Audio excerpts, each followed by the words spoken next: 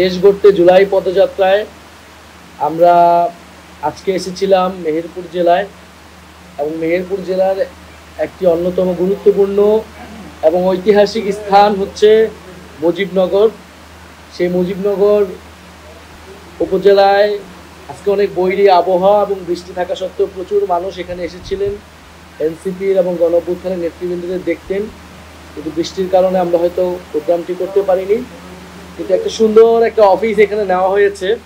আমরা জানি যে খুবই ঐতিহাসিক একটা জায়গা, যার পূর্ব নাম ছিল বৈদ্যনাথতলা, যেখানে স্বাধীনতার ঘোষণাপত্র পাঠ করা হয়েছিল, শপথ পাঠ করা হয়েছিল অস্থায়ী সরকারের।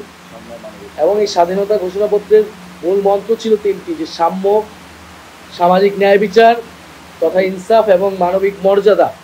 আমরা ৭১ সালে কিন্তু এই তিনটা শব্দ নিয়ে আমরা স্বাধীনতা বাংলাদেশের সূচনা করেছিলাম এবং এই তিনটা মূলমন্ত্র এবং এই ঘোষণাপত্র পাঠ করা হয়েছিল এই মুজিবনগর থেকে।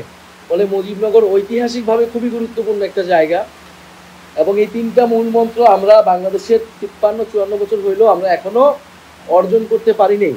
এই ৭১ সালের যে মুক্তিযুদ্ধের আকাঙ্ক্ষা, ৭২-এর সংবিধানের মধ্য দিয়ে এই ৩ মূলনীতিকে না নিয়ে নতুন করে অন্য ৪ মূলনীতি, যেটা ইন্ডিয়ার প্রেসক্রিপশনে ৪ মূলনীতি নেওয়া হয়েছে, বাংলাদেশ সমাজ ও রাষ্ট্রকে বিভাজন করা হয়েছে বাঙালি জাতীয়তাবাদ, সেকুলারিজম ইত্যাদির নামে। আমাদের এখন যে ২৪-এর গণঅভ্যুত্থান, সেটার কিন্তু লড়াই হইতেছে এই মুজিববাদী সংবিধানের বিরুদ্ধে। আমরা এই ৪ মূলনীতিকে, এই মুজিববাদী সংবিধানকে, ভিত্তিটাকে সরিয়ে দিয়ে মুজিবনগরের যে আসল ঘোষণাপত্র পাঠ করা হয়েছিল, সাম্য, মানবিক মর্যাদা এবং সামাজিক ন্যায় বিচার, তার ভিত্তিতে ২৪-এর গণঅভ্যুত্থানের ভিত্তিতে আমরা নতুন সংবিধান করতে চাচ্ছি।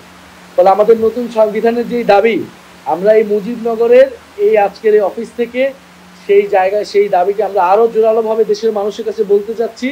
এই মুজিবনগর থেকেই সাম্য, সামাজিক ন্যায় বিচার এবং মানবিক মর্যাদার কথা বলে বাংলাদেশ রাষ্ট্র শুরু হয়েছিল। সাধারণ মানুষকে সাথে নিয়ে, ছাত্র জনতার সাথে নিয়ে সেই মানবিক মর্যাদা, সামাজিক ন্যায় বিচার এবং সাম্যের বাংলাদেশ গড়ে তুলতে পারবে।